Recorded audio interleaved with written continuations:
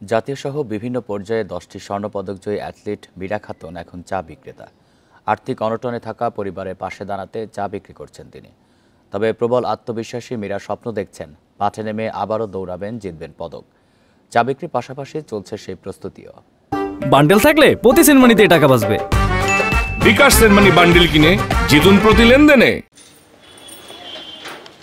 দিঘলিয়া উপজেলার দিঘলিয়া গ্রামের মীরা খাতুন স্কুলে থাকতেই উপজেলা ও জেলা পর্যায়ে স্প্রিন্ট লং জাম্পে ভালো ফলাফল করেন। 1991 থেকে 2019 সাল পর্যন্ত দীর্ঘ 28 বছর ক্রীড়াঙ্গনে অনেক সাফল্য কৃতিত্বের অধিকারী মীরা খাতুন। তবে আর্থিক অনটনে বেশিদূর এগোতে পারেননি।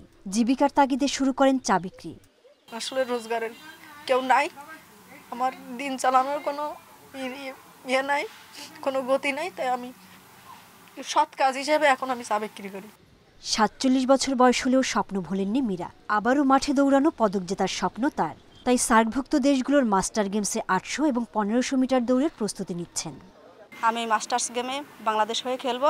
আমি 800-1500 ইভেন্টে আমি ইনশাল্লাহ রেজাল্ট করার আমার স্বপ্ন। আমি সেই স্বপ্ন নিয়ে আমি আবার প্র্যাকটিস করছি। মীরার মাঠে ফেরার চেষ্টাকে স্বাগত জানিয়ে সহযোগিতার আশ্বাস দিয়েছেন ক্রীড়া সংগঠকরা। মাঠে আবার ফিরে আসার জন্য মানসিকতা প্রদর্শন করছে, আমি ধন্যবাদ জানাই।